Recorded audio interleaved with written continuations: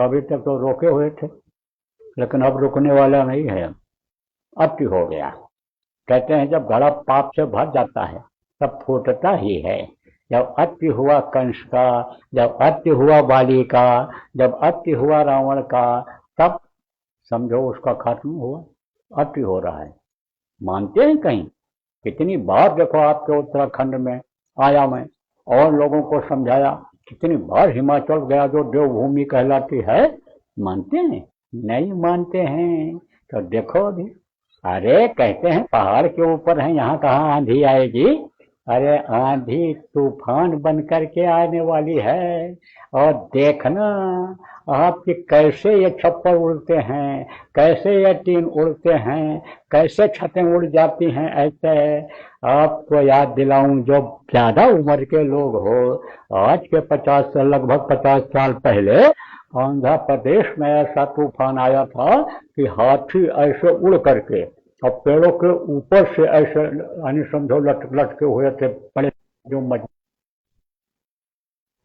तो घर के क्या औकात है, आदमी के क्या औकात है। तो अब तो विनाश समझो असंभावी हो गया। जैसे बहुत समझाया कृष्ण भगवान ने कौरवों को कि मान जाओ मान जाओ मान जाओ, लेकिन जब वो नहीं माने अब बोले अब महाभारत असंभावी, अब तो महाभारत होना ही है।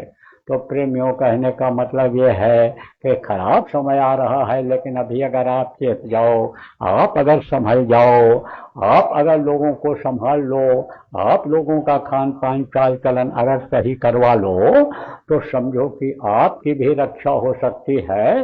और नहीं तो बज रहा काल का डंका, कोई बचने न पाएगा। बचेगा साधजन कोई, जो सबसे लौ लगाएगा।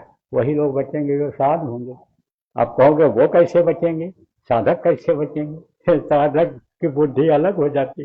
साधक के समझ में सब पहले ही आ जाता है कि अब ये जगह छोड़ देनी चाहिए, अब ऐसा नहीं करना चाहिए, ये होने वाला है। होना उनको पहले ही दिख जाता है, तो उससे बचत का उपाय अपने निकाल लेते हैं। और आपको नहीं मालूम पड़ता है, इसलिए बचत का उपाय आपके समझ में नहीं आता है। और बस वो आफत आ जाती है जिसको आप जानते नहीं समझ पाते हो, वो आफत आ जाती है।